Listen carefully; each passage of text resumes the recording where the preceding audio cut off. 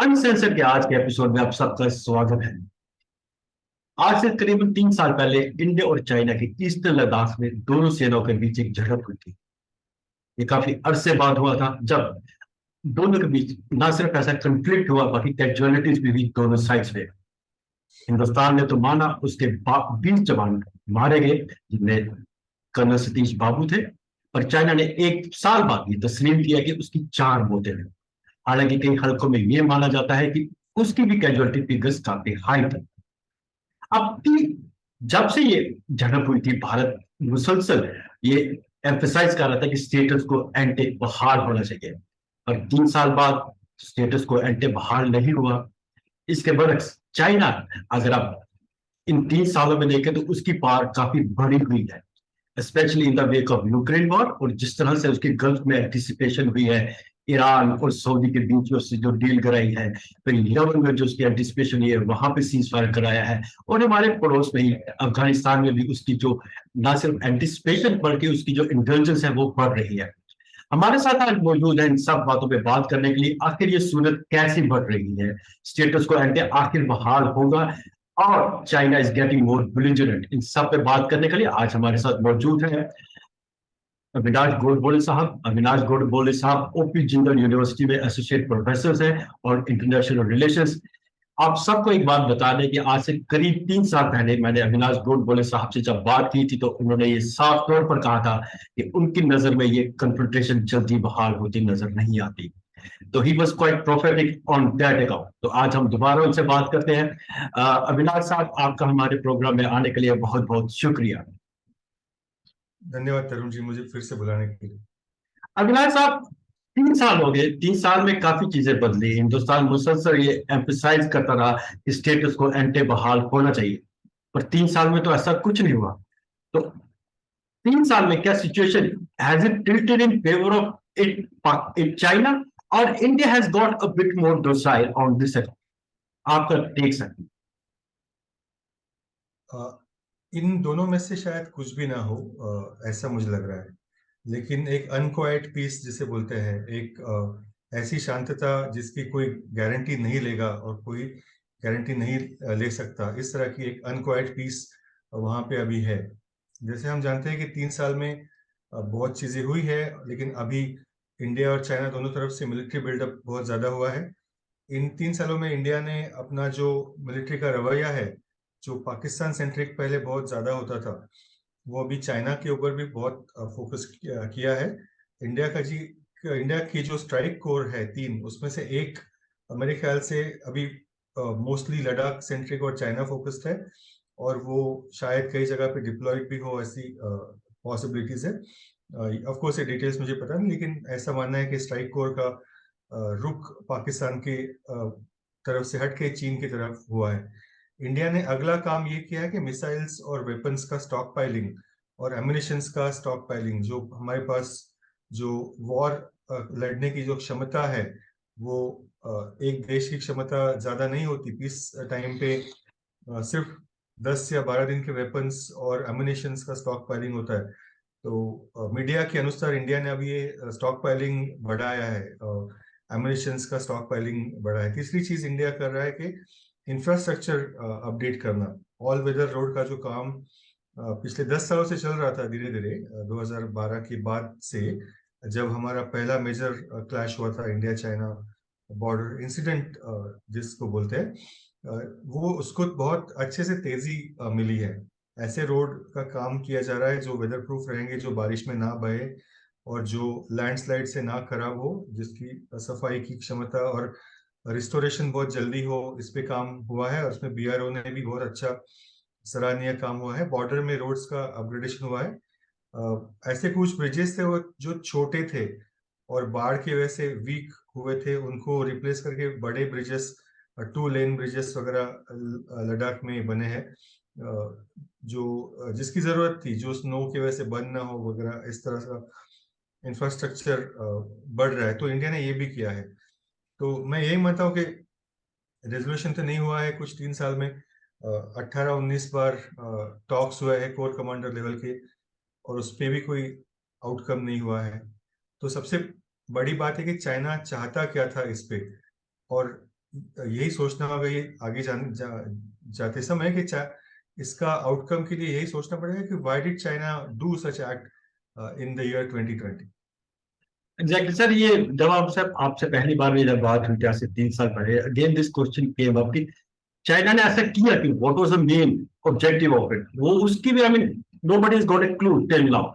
और अभी भी आई मीन अगर इसी को let's extrapolate this thing again, तो अभी भी इंडिया के बाहर जैसे जयशंकर साहब कहते हैं कि we want, situation is quite fragile. China जो कहता है it's coming towards a normalisation. दोनों के बीच में एक डाइवर्जेंट ऑफ व्यूज जरूर जरूर है। तो अगर उसी चीज को एक्सट्रपोलेट करें तो China, does China want a confrontation with India to prolong, or is it its strategy to tie down India in some manner?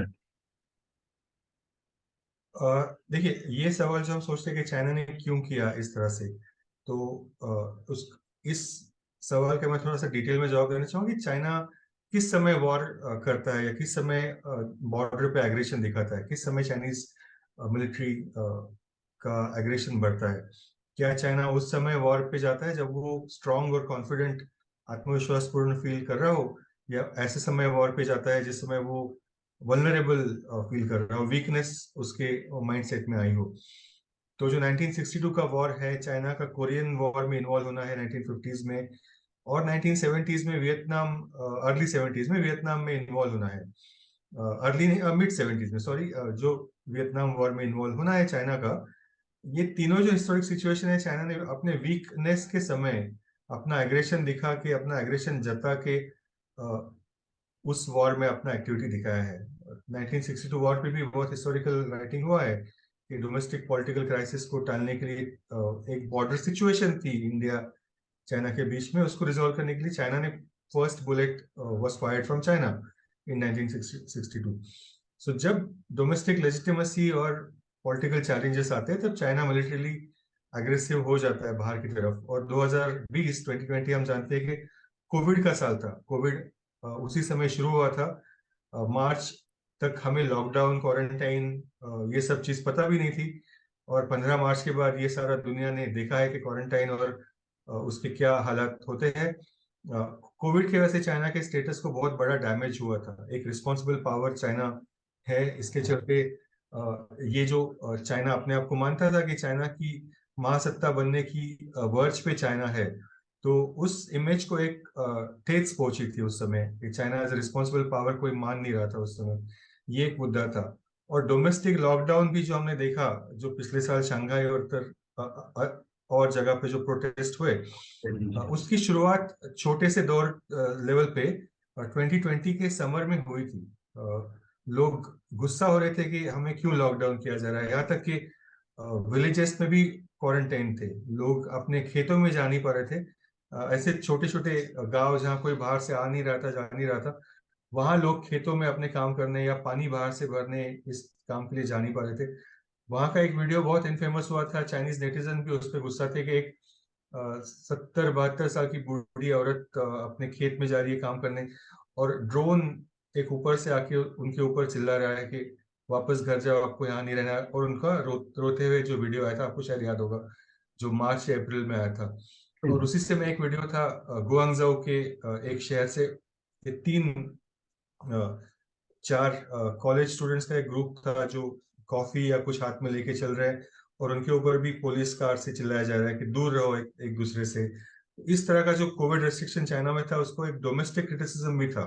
तो ये एक पॉसिबिलिटी भी हो सकती है कि बाहर के देश पे आक्रमण करके अपना एक राष्ट्रवाद की तरफ जनता का रुख ध्यान आकर्षित करे, और जो कोविड का मुद्दा है उसको साइड में रखने की कोशिश हो सकती है। चाइनीज नेशनलिज्म, हालांकि नेशनलिज्म हर जगह एक टू एज सोर्ड है, लोग अपने फायदे के लिए उसका इस्तेमाल करते हैं, अलग अलग राजनेता। तो चाइना में भी उस तरह से किया गया हो सकता है, ये एक पॉसिबिलिटी है। दूसरी एक पॉसिबिलिटी है कि जो गलवान और बाकी जगह पे जो हुआ स्टैंड ऑफ एक अलग मुद्दा था, और जो ब्लडी क्लैश हुआ, जो जिसमें कर्नल संतोष बाबू और बाकी भारतीय जवानों की मृत्यु हुई थी और अननोन नंबर ऑफ सोल्जर्स की मौत हुई थी, ये दो अलग अलग चीजें हम इसको मानते हैं। तो ये भी एक इशू है कि जो क्लैश था वो अनफॉर्चुनेट था, लेकिन बॉर्डर इंसिडेंट था, वो इन चीजों से जोड़ के देख सकते हैं। आप ठीक कह रहे हैं कि जो एक पॉसिबिलिटी जरूर है कि चाइना को अपनी जो या डोमेस्टिक अटेंशन को या डाइवर्ट कर रहा था उसको, या वर्ल्ड अटेंशन को भी डाइवर्ट करने का एक टैक्टिक्स हो सकता है। It's hypothesis. अभी तो हमारे पास कोई ऑफिशियल ना वर्जन है ना तो कोई वो कोई आई मीन नोबडी इज इसको एडवोकेट कर किसी एम्फसाइज किया है कि ये बात हो सकती है। बट फिर भी 3 साल के बाद I mean Covid has gone, Covid के दौरान चाइना ने अपने या एक ही पॉसिबिलिटी भी कई हल्कों में ये मानी जा सकती है कि शी जिनपिंग का अपना दोबारा से उसको प्रेसिडेंट इलेक्शन से उसकी इसके बैकड्रॉप में भी उसने ये टैक्टिक्स जिसमें नेशनलिज्म को सेंटर स्टेज में लाया हो दोबारा एक बार, ये भी एक पॉसिबिलिटी कई हल्कों में मानी जा रही है। पर गोडबोले साहब 3 साल के बाद इंडिया के बार बार कहने पे भी स्टेटस को एंटे में 2020 बहाल होना चाहिए, चाइना ने तो इसके ऊपर कोई भी बात नहीं की अभी। व्हाट इज योर टेक, ऐसा क्यों? क्योंकि चाइना को पता है कि जो न्यू रियलिटी है वो इंडिया के लिए कॉस्टली है। एक दूसरा जो ऑब्जेक्टिव चाइना का इस स्टैंड ऑफ में था और परमानेंटली होगा कि चाइना हमेशा इंडिया को पहले से बताते आ रहा है कि एक दूर का आपका रिश्तेदार आपके कोई काम का नहीं है, और आपका जो नेबर है, आपके जो पड़ोसी है, वो आपके ज्यादा काम के है। आपके दूर के रिश्तेदार जब चाइना हमारी तरफ बात करता है तो वो अमेरिका की बात करता है, तो वो क्वाड की बात करता है, वो इंडो पैसिफिक की बात करता है। चाइना इंडिया को बताना चाह रहा है कि वो हमारे कॉस्ट ऑफ वॉर वो हमारे लिए बढ़ाना चाहती है। पहले ऐसी जगह थी वहां पे जहां हमारे सोल्जर्स विंटर्स में नहीं जाते थे, एक म्यूचुअल एग्रीमेंट था। और अभी वहां पे हमें परमानेंट डेपो, एमिनेशन, राशनिंग, ये सब कॉस्ट हमारी बड़ी है, डिफेंस की कॉस्ट। सो ये कॉस्ट बढ़ाना, जबकि हमारा एक डेवलपिंग कंट्री स्टेटस है, जबकि हम 2020 में भी लॉकडाउन में थे, हमारी इकोनॉमी बंद, लगभग मानिए कि बंद की स्टेज पे थी। वो हमारे लॉकडाउन का तीसरा महीना होगा, जून 2020। तो economy was also at a lower stage of production. तो वो भी एक मुद्दा है कि चाइना इंडिया को मैसेज दे रही है कि चाइना की जो सत्ता है उसको हम नजरअंदाज ना करें, और हम अमेरिका से फ्रेंडशिप हमारी लिमिटेड रखें। चाइना की एस्पिरेशंस तो क्लियर है। चाइना के पिछले 20 साल और आने वाले 10 साल की हम अगर फॉरेन पॉलिसी और उनकी अपेक्षाएं पूरे दुनिया से है कि पहले 10 साल दंग सियाओपिंग के बाद में 1990 के बाद में उन्होंने अपना कैपेबिलिटीज बढ़ाए, फिर जिसके बेसिस पे उन्हें मानिए कि ओलंपिक होस्ट करने का मौका मिला। और 2008 के स्लोडाउन के बाद चाइना और कॉन्फिडेंट हुआ है, जिससे उनकी पावर बढ़ी, और पावर बढ़ने के बाद उनके परसेप्शंस भी बढ़ेंगे। जिस जिस इंसान की ताकत बढ़ेगी उसकी महत्वाकांक्षा और उसकी इच्छाएं भी बढ़ेगी। चाइना चाहता है कि एशिया में वो प्री एमिनेंट कंट्री रहे, नंबर 1 कंट्री रहे। और उसका जो चैलेंज हो रहा है, चाइना चाहता है कि धीरे धीरे ग्लोबल पॉलिटिक्स के सेंटर में वो आ जाए, अमेरिका को सब्स्टिट्यूट करके। और उसका एक्सपेरिमेंटेशन एशिया में शुरू हुआ है। और मुझे लग रहा है जो गलवान क्राइसिस है या उसके पहले जो डोकलाम में हुआ, ये उसके एक्सपेरिमेंटल स्टेप्स थे, इंडिया को धीरे धीरे स्टेप बाय स्टेप पुश करके वो उस सेंटर स्टेज तक पहुंचना। एक चाइनीज कहावत भी है कि there can not be two tigers in one mountain, एक पहाड़ पे 2 शेर नहीं हो सकते। तो चाइना को एक अपनी वो पोजीशन एस्टेब्लिश करने का इच्छा है, जिससे वो इंडिया को हमेशा लेसन्स दिखाते रहे कि आप नीचे हो, आपकी इकोनॉमी हमसे छोटी है, तो आप हमसे डर के रहिए बस। और ऐसी बहुत कारण हो सकते हैं। ये आपने कहा कि जिस तरह से वो चाइना एक मैसेजिंग भी दे रहा है कि आप अपने दूर के रिश्तेदारों को ज्यादा भरोसा ना कीजिए, जो सही ताकत है वो आपके बगल में ही है, आपके पड़ोस में ही है, उसको एक्नॉलेज कीजिए आप ना। ये रियलिटी है चाइना एक मैसेजिंग देने, और किसी हद तक इस रियलिटी से आप गॉड बोले साहब इनकार भी नहीं कर सकते।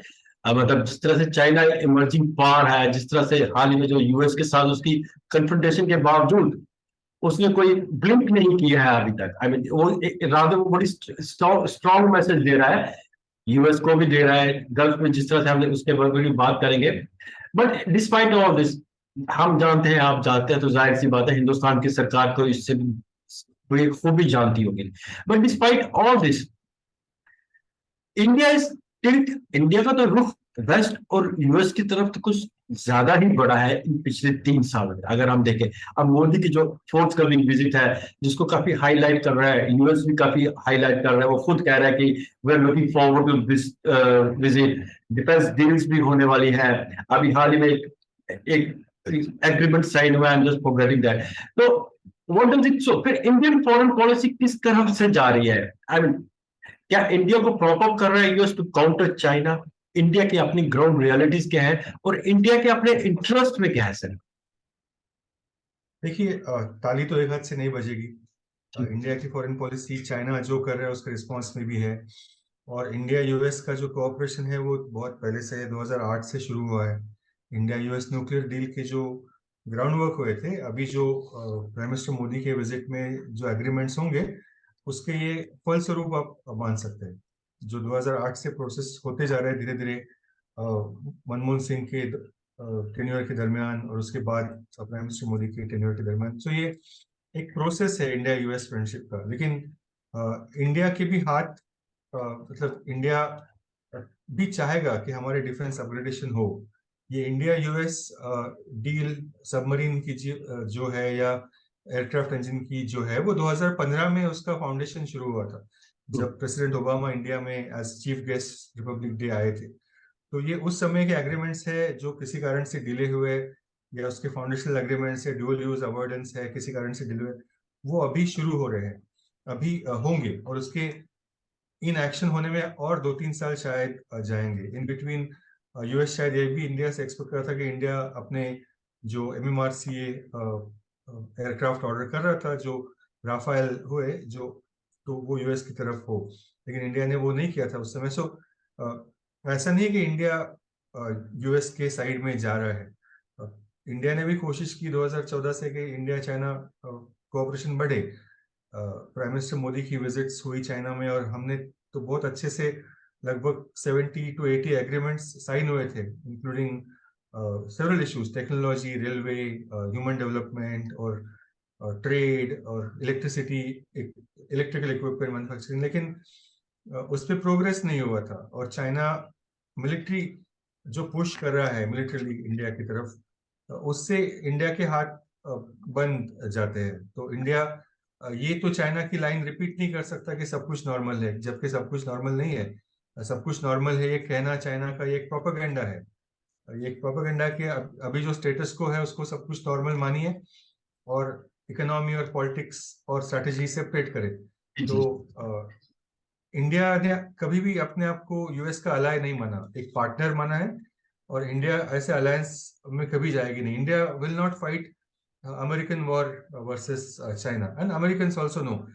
एशली टेलिस जो है प्रख्यात एनालिस्ट और स्ट्रेटेजिक थिंकर है, उन्होंने ये माना है कि जब अगर ताइवान को लेके यूएस चाइना कॉन्फ्लिक्ट होगा तो इंडिया तब भी न्यूट्रलिटी रखेगा, और ये सब जानते हैं। तो इंडिया ना कभी यूएस का अलाय था ना होगा।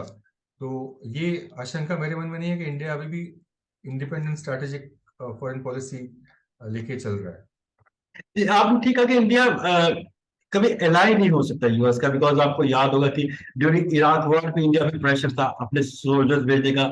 ड्यूरिंग अफगान जब वहां पे यूएस की जब इंटरवेंशन हुई, नेटो फोर्सेस तब भी इनके ऊपर काफी थी, तो इंडिया रिफ्यूज, इंडिया ने नहीं माना था।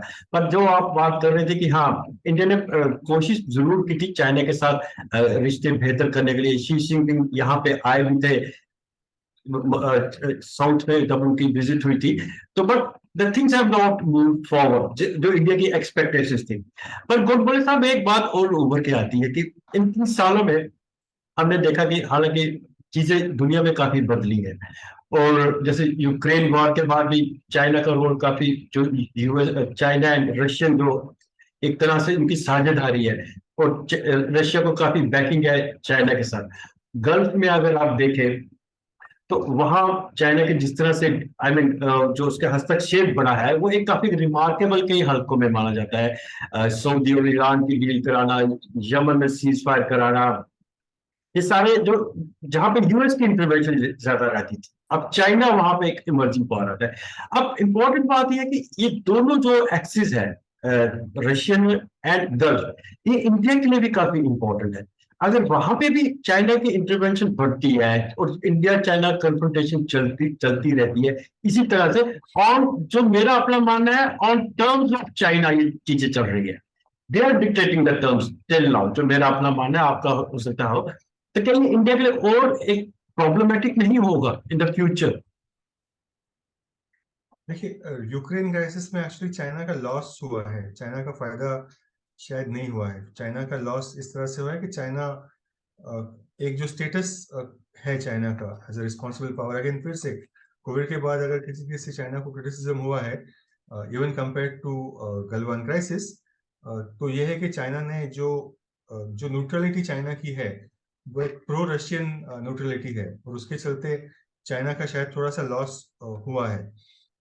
और उसी के चलते शायद जो ट्रेड रिस्ट्रिक्शंस रशिया पे आए हैं उसके चलते भी चाइना का थोड़ा सा लॉस हुआ है। एग्जैक्ट फिगर्स मुझे अभी नहीं है मेरे हाथ में, लेकिन चाइना को एक रशिया के अलाय के रूप में देखने से चाइना के ऊपर भी थोड़े से ट्रेड रिस्ट्रिक्शंस बढ़े हैं, और कंसर्न बढ़ा है दुनिया का चाइना की तरफ। इन बिटवीन ये बीच के 3 सालों में ये भी हुआ कि डोनाल्ड ट्रंप की हार होने के बाद जो बाइडेन प्रेसिडेंट बने यूएस के, तो उससे एक ये हुआ कि यूरोप बीच में लग रहा था कि यूरोप और अमेरिका जो नेटो अलायंस है उसके बीच में थोड़ा दूरी हो रही थी।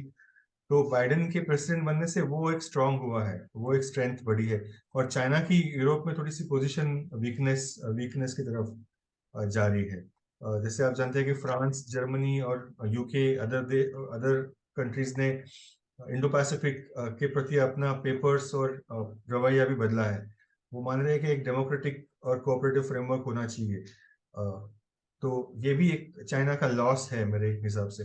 और अगला इशू है कि सऊदी एंड ईरान डील। तो ये है कि सऊदी ईरान डील सिर्फ चाइना की अचीवमेंट नहीं है, हालांकि जो फोटो अपॉर्चुनिटी और लास्ट 2-3 स्टेजेस थे वो चाइना में हुए, लेकिन उसके कोऑपरेशन के अलग अलग मुद्दे और अलग अलग पार्टनरशिप्स और मीटिंग्स और 2-3 जगह भी हुई थी। शायद लंदन में 1-2 मीटिंग्स हुई थी, शायद अमेरिकन स्पॉन्सर्ड मीटिंग्स हुई थी कई, और दुबई में या कहीं और।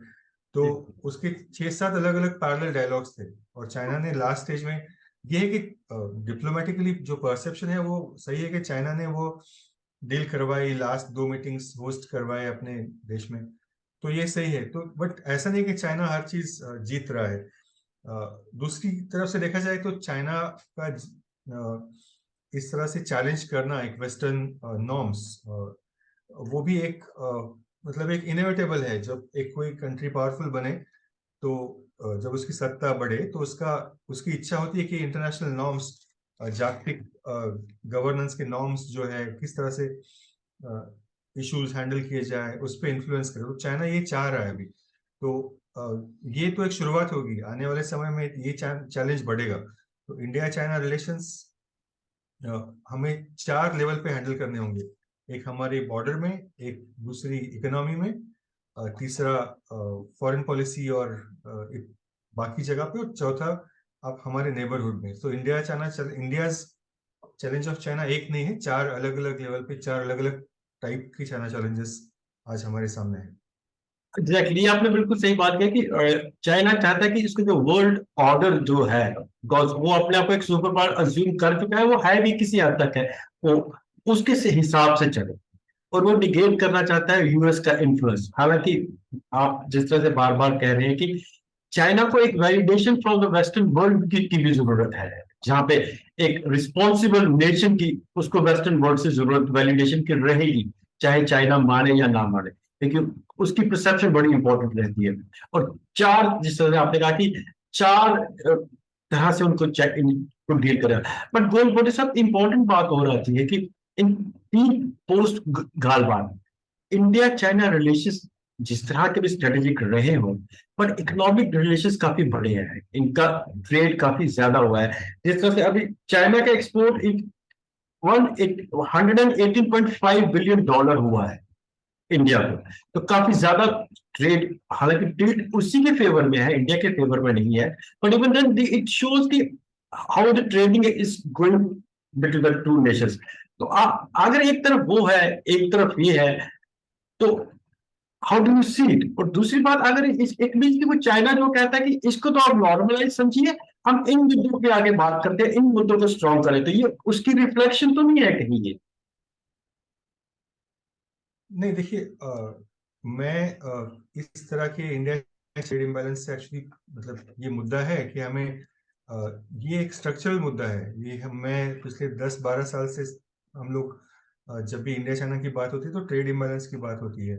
और क्या चाइना इंडिया के खिलाफ के ट्रेड को वेपनाइज कर रहा है, ये एक सबसे बड़ा इसका सवाल है। उसका अब तक का एविडेंस नहीं, ना के बराबर में आया है। मतलब जो एपीआई है या बाकी चीजों के बड़े बड़े क्रिटिकल टेक्नोलॉजी कंपोनेंट्स के इंपोर्ट या ऐसे कुछ इंपोर्ट से जो जिसके सब्स्टिट्यूट्स नहीं है, वो कभी रुके नहीं है इस क्राइसिस के बाद या चाइना के कोविड के अलावा। तो ये अभी weaponisation of trade, as far as I know, of course थोड़ा सा इंफॉर्मेशन मिसमैच हो सकती है, but as far as I know ये वेपनाइजेशन ऑफ ट्रेड हुआ नहीं है। ये एक स्ट्रक्चरल एस्पेक्ट से इंडिया चाइना रिलेशंस के और इंडियन इकोनॉमी के भी, ये चाइना जो जिस तरह से मैन्युफैक्चरिंग कर रहा है मास स्केल पे या जिस कॉस्ट पे, वो उसका सब्स्टिट्यूट कैसे बनाए, और क्या चाइना से इंपोर्ट करके क्या हमारी इकोनॉमी में उसमें वैल्यू एडिशन हो रहा है, और क्या वो एक्सपोर्ट हो रहा है आगे जाके प्रोडक्ट्स।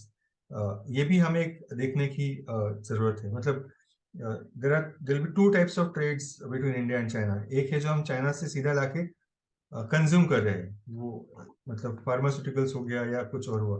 और दूसरा है कि चाइना से इंपोर्ट होके मैन्युफैक्चरिंग लार्ज स्केल में, because it's cheapest in China, हम उसको प्रोसेस करके आगे एक्सपोर्ट कर रहे हैं। तो उसका एक सेकेंडरी इम्पैक्ट भी होगा हमारे इकोनॉमी पे जो पॉजिटिव होगा।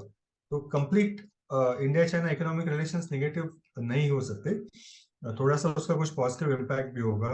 और उसके बेसिस पे हमारे यहाँ कितने एम्प्लॉयमेंट अपॉर्चुनिटीज है और क्या है, कितना उस ट्रेड से टैक्स में वैल्यू एडिशन हो रहा है, या जीएसटी कितना उसके चलते उस वैल्यू एडिशन से हो रहा है, ये एक माइक्रो एनालिसिस, उसकी शायद रिसर्च होने की जरूरत है। शायद कोई कर रहा हो या शायद अब तक नहीं हो, उसकी जरूरत है। ऑन द अदर हैंड, जो इंपोर्ट सब्स्टिट्यूशन पॉलिसीज थी, जैसे मैंने कोविड के बाद देखा था कि मेडिकल सेक्टर में शायद 930 या 950 इक्विपमेंट्स, 950 इक्विपमेंट्स की जरूरत होती है, इक्विपमेंट्स, टूल्स और मशीन्स की। उसमें से सिर्फ 200 इंडिया में बन रहे थे, लगभग 750 सीधा चाइना से इंपोर्ट हो रहे थे। तो उसके मैन्युफैक्चरिंग का इंसेंटिव स्कीम गवर्नमेंट ने बनाया है, उसका इम्प्लीमेंटेशन क्या है ये हमें चेक करना होगा इस ट्रेड के लिए। एपीआई जो ड्रग मैन्युफैक्चरिंग है, उसके लिए जो इंसेंटिव बने थे, उसका क्या प्रोग्रेस है। उसका कुछ गुजरात में प्लांट्स बने थे, कुछ हैदराबाद के आसपास बने थे, कुछ महाराष्ट्र में बने थे एक्टिव फार्मास्यूटिकल इंग्रेडिएंट्स के। उसकी प्रोग्रेस हमें देखनी होगी। अगर ये स्लो हो रहा है तो हमारा रेट टिपिज्म और इंटरनल इश्यूज है, तो it will take time. But there are several different elements of India China trade and it should not be seen as a one issue, और उसकी तरफ उससे डर के अप्रोच नहीं होना चाहिए, ये मेरा मानना है।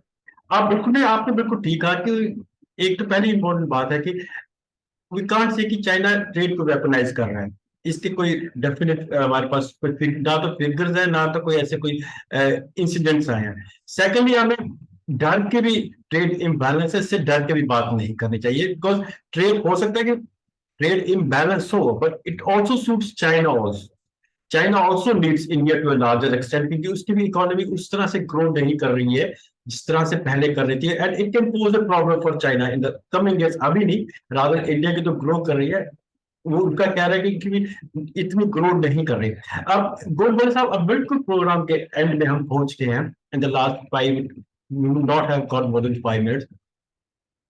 अब यहां से आगे कहां जा सकते हैं सिचुएशन? आई मीन कंफ्रंटेशन है, ट्रेड इम्बैलेंस है, China is emerging is far, India is to a rather larger extent tilting towards US, or rather US is propping up India to counter China। और आपने कहा कि चार हलकों ने उनसे बात करनी है। सो In the coming future, how do you see China-India relations panning up? क्या ये more confrontation होंगे, इनमें accommodation होगी, या कोई एक reality check दोनों तरफ से होगा sir? Your last take sir. मुझे नहीं लगता अभी तक कोई इस स्टेटस को से बाहर निकलने का किसी के पास कोई तरीका है या कोई रुझान, कोई इसको सॉल्व करने का कोई सोच रहा है। लेटेस्ट आपने सुना होगा कि चाइना के जर्नलिस्ट को इंडिया ने रेस्ट्रिक्टेड वीजा दिया था। उसके रिटर्न में चाइना ने इंडिया के दो बहुत ही रिस्पेक्टेड जर्नलिस्ट थे, उनको वापस जाने का वो ऑर्डर दिया है। अनंत कृष्णन हिंदू के और पीटीआई एएनआई के रिपोर्टर्स थे, उनको वापस जाने का आदेश, मतलब आदेश मतलब ऑर्डर्स निकले हैं कि उनके वीजास एक्सटेंड नहीं हुए। तो ये जो एक है रेसिप्रोकल क्विड प्रो को है, ये एक सबसे लो पॉइंट है। As far as I know, India China के जो डायलॉग्स थे, जो गवर्नमेंट के बीच में और भारत के प्लानिंग कमीशन और चाइना के इक्विवेलेंट पार्टनर्स के डायलॉग थे कोविड के पहले और गलवान क्राइसिस के पहले, वो बंद हुए हैं। वो भी ऑनलाइन कभी नहीं हुए कोविड के दरमियान और बाद में भी नहीं हुए। इंडिया और चाइना के थिंक टैंक्स के बीच में जो डायलॉग थे, सेवरल थिंक टैंक्स, वो भी शायद पूरी तरह से रिस्टोर नहीं हुए। तो कॉन्टैक्ट्स भी अलग अलग लेवल पे होते हैं, सिर्फ पॉलिटिकल कॉन्टैक्ट्स या मिलिट्री कॉन्टैक्ट्स नेसेसरी मतलब एडिक्वेट नहीं होते। तो बाकी लेवल के कॉन्टैक्ट्स भी शायद अभी लो लेवल पे है। मुझे लग रहा है कि एज ऑफ नाउ किसी की भी माइंडसेट नहीं है कि इसको हम इससे ब्रेकआउट करे या कोई चेंज हो जाए या कुछ चेंज करे। और चाइना भी भारत की सेंसिटिविटीज या इस क्लैश को लेके सेंसिटिविटीज नहीं मानता। आपने देखा है कि 13 जून को चाइना ने या चाइनीज मीडिया ने 2-3 वीडियोस या वीडियो गेम का कोई वर्जन लीक किया था, जिसमें चाइनीज सोल्जर्स इंडियन सोल्जर्स को वो बार्ब्ड वायर से उनकी क्लैश हो रही है वो दिखाया था। जबकि इंडिया ने पोजीशन माना है कि फाइट के वीडियोस हमारे पास भी, लेकिन हम रिलीज नहीं करेंगे। तो एक सेंसिटिविटी भी इस रिलेशनशिप से हट चुकी है कुछ हद तक। तो चाइना का बेलिजरेंस जब तक नहीं हटेगा तब तक इंडिया चाइना रिलेशंस के बारे में प्रेडिक्ट करना मुश्किल होगा। और प्रेडिक्ट करना तो बहुत मुश्किल है, मतलब मार्च 2020 में हमने किसने प्रेडिक्ट भी नहीं किया होगा कि जून में ऐसा कुछ होगा और इतने सारे लॉस ऑफ लाइव्स होगा। और more than loss of lives actually, उस समय जो हुआ था वो 25 साल पुराना जो पॉलिटिकल प्रोसेस था उसमें ब्रेक डाउन हुआ था। That was the bigger loss of India China relations. और predicting when it will restore is nearly impossible. Golbol sahab, बिल्कुल जो अच्छे से आपने समराइज किया, हमने वही पॉइंट पे समराइज किया जहां से हमने शुरुआत की थी। अनलेस चाइना अपना टोन डाउन करे अपने बिहेवियर, तो कोई इतना हमें नहीं दिखता कि कोई रिलेशंस कॉन्ग्रेट हो गए। दोनों, हालांकि 2 पॉइंट दोनों की तरफ से काफी आ चुका है, जिस तरह से कॉन्टैक्ट्स को स्नैप किया जा रहा है हर लेवल के ऊपर। पर जिस तरह से आपने कहा कि मार्च 2020 में कोई सोच नहीं सकता था कि जून में ऐसा होगा, आने वाले समय भी नहीं हम सोच सकते, आप देख सकते हैं कि चीजें कैसे टर्न लेगी। बट एक बात साफ है कि China India relations will continue to remain in a flux. Let's see how the things pan out. But जो फोर्सिएबल फ्यूचर में कोई कॉर्डियलिटी दोनों के रिलेशन में नजर नहीं आती। और हाँ, इसकी एक बात जरूर है कि इससे इंडिया को कॉस्ट जो पिंच हो रहा है वो कुछ ज्यादा हो रहा है। जिस तरह से आपने पहले उसका जिक्र किया कि स्टॉक पाइल हो रही है, इंफ्रास्ट्रक्चर बिल्डअप हो रहा है, ट्रूप्स की डिप्लॉयमेंट वहां पे काफी अरसे से रही है, और ये चाइना की स्ट्रेटेजी का हिस्सा भी हो सकता है। गोलबोले साहब, आपने अपना समय दिया, आपका बहुत बहुत शुक्रिया। इस इशू के ऊपर आपसे दोबारा हम मुखातिब होंगे और दोबारा आपसे इंसाइट लेंगे। आपने अपना समय दिया सर, बहुत बहुत शुक्रिया। Thanks a lot sir. Thank you for hosting. Thanks.